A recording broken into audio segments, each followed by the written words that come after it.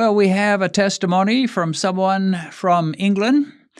They write this: I live in the UK. I was diagnosed with high blood pressure and type 2 diabetes, but before that went through hell from lightheaded to numb and painful feet to plantar fasciitis pain. No doctor ever suggested blood work. And each doctor I saw said, you have old age syndrome. Well, I don't like that. I don't believe that once you get past a certain age, you are condemned to just have all kinds of physical miseries. Yeah, we're all going to eventually pass from this life, and most likely it'll be some kind of a health issue that leads us to that point. But the idea that you can't be healthy and strong and active and alert in your 70s or 80s or even 90s, you're just automatically condemned to misery. I don't buy it at all. So the doctor said, old age syndrome, not much you can do about it. And he says, I was given antipsychotic medicine. Whoa, I still have it, never took it. Came home and Googled it. I was shocked to find out what it was. Eventually, my doctor said, let's get blood work done. And my blood sugar came back at 7.5 A1C. So diabetic, although there's a lot worse severity of diabetes. 7.5. My doctor gave me Ramipril and metformin. He said exercise, but no mention of diet. Still felt sick, and during this time I discovered you on YouTube. Didn't take you seriously because I was broken. Interesting. Didn't take you seriously. I was broken. Fast forward up until 5 months ago, I had high blood pressure, went to see the doctor. Again, with my findings, he said, why did you buy a blood sugar meter? I wasn't expecting that from him since he's the one that diagnosed me in the first place. But he proceeded to say, don't worry, it'll take 10 years to affect your heart, but nevertheless prescribed me amoxicillin and said that will calm down your high blood pressure. Came home and Googled and found out that was an antibiotic. Again, did not put it in my mouth. So why did you buy a blood sugar meter? Why would you not buy a blood sugar? I believe almost everybody should have a blood sugar meter and should use it regularly to find out what's going on, especially once you pass the age of 49, get into your 50s. Blood sugar meters ought to be in almost every American home, and yet they aren't in many. And what's worse is when a doctor says, why did you buy it? I would be like, Doc, why would I not buy it? I'm not an idiot. So this person says, came home, Googled, found out he was prescribed an antibiotic, came to my videos again, apparently. This time he started, or she started, I'm not sure if this is a man or a woman. This time they started watching my videos. So before they had seen a couple of them, didn't decide that I was worth watching too much, but started watching. He says, today my fasting blood sugar is 5.4. Compared to 5 months previously, it was 12.5. So he had jumped up significantly. The first diagnosis was 7.5.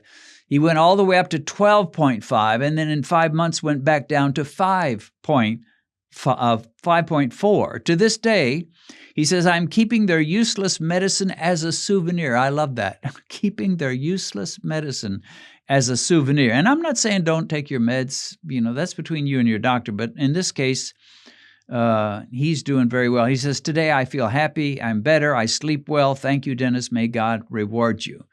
Well, my friend, you are a big part of my reward, just hearing these kinds of stories. When I was a young man, I prayed over and over again, Lord, use me, make me fruitful. Teach me how to abide in you, Lord Jesus, so I can be useful. Lo and behold, in my old age, he puts me into this diabetes ministry is what I call it. But anyway, you are a part of my reward.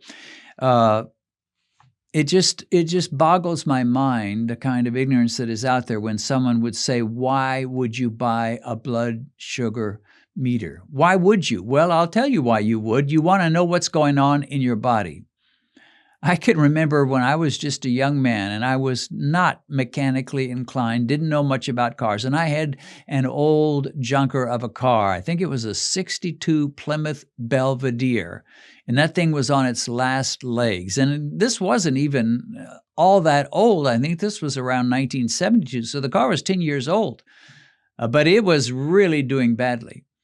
And it had all kinds of noises it would make as I drove. And I always wondered, what's going on? Is this thing going to go out? You know, I'd drive along and hear these rumblings and these bumpings and noises you shouldn't be hearing from a car. And I thought, what's going on? But I had no idea what was going on because I was no mechanic, and I would have had to have taken it to a mechanic. And I was so poor college student that I didn't know. All I knew was something seemed to be wrong, or I wouldn't be hearing all those noises. And that's how a lot of people are. They've got all kinds of symptoms, plantar fasciitis, and failing kidneys, all kinds of issues, urinating all the time, vision is getting blurry. But they don't know. They just simply don't know what's going on. They're like me with that car. But you get yourself like a $20, a $30 glucose meter and pay another $20 or $30 for some strips and start testing. You will know what's going on. And there's two things you want to know. Number one is my blood sugar high, generally speaking, just taking it at random times. What is my blood sugar? If it's over 200, you know you got serious problems. If it's 180, you got significant problems. The normal person who is not diabetic and is metabolically healthy should never look at a blood sugar reading. It doesn't matter when you take it. It should never be over 140 or so. And if it gets much over that, you got problems. If it's over 200, you got real problems. If it goes over 300 at any time during the day, you've got real problems. But you wouldn't know that. You can't just say, well, how do I feel? Bam. Well, I feel okay, or I don't feel so good. Maybe I've got problems. Again, you're like 20-year-old Dennis driving that 62 Plymouth Belvedere and wondering what in the world's going on. But the minute you get that meter, you'll know some things. Now, it doesn't tell you everything. It doesn't tell you whether you've got cancer. There's a lot of things it won't tell you, but it'll sure tell you about your metabolic state and your blood sugar state. But 12.5 to 5.4, what an incredible testimony that is. And it's just short of miraculous. I mean, in a technical sense, it's not a miracle because it can be done, it can be repeated, and it's happening all over the place. So technically, it's not a miracle, but it's so close to one. I mean, compared to what people used to have to deal with. I mean, you never heard these kind of results a generation ago. The best you could hope for is maybe in 3 months' time, you can lower your A1C by about 1 point. So you go from 12.5 to 11.5. The doctor says, yeah, you're doing good, attaboy. But now, going from 12.5 into the 5s, 5.4 in, what was it, 5 months? Yeah, 5 months. Amazing. We are hearing that today. And if I can say so, let me just say one of the reasons is YouTube.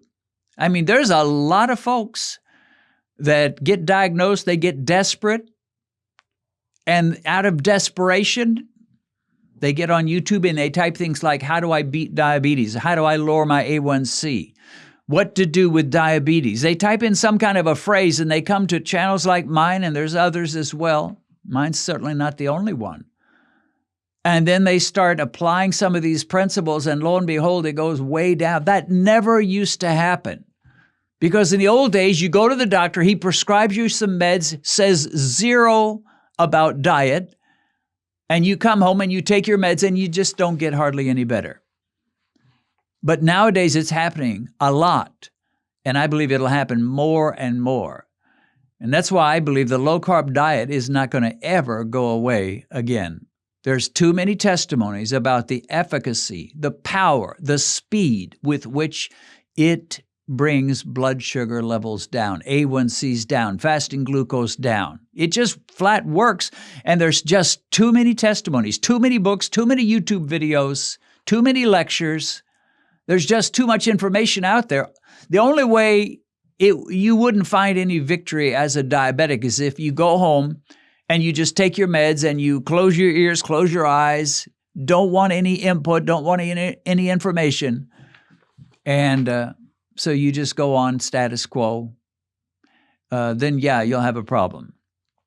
What is this called? I call it a testimony. When this guy writes this in, And I mean, we get this all the time. I don't believe he's lying. I've heard too many of these testimonies. I don't think people are lying when they say this. And I know it certainly works in my life. I call it a testimony. What's a testimony? It's where you tell your experience. It's like, I've seen victory. So here's a guy who was told all kinds of strange things, such as, why in the world would you buy a blood sugar meter? And so forth. And yet, now he's in the fives. Awesome, awesome, awesome. I want to announce an exciting new format that will be added to my Bible teaching channel, which goes by my name, Dennis Pollock. Most of my uploads have been on Mondays, where I post videos that I call Video Devos. These are short talks that focus on one particular Bible topic. And I'll continue to post these Video Devos on Mondays, but now I'm adding a new type of video that will be posted on Thursdays. These will involve Bible studies that Benedict and I will do at our dining room table. We'll be going through various books or sections of the Bible in a relatively short, easy-to-digest, user-friendly format. So catch the Video Devos on Mondays and the Bible studies with Ben and me on Thursdays. I believe you'll be blessed.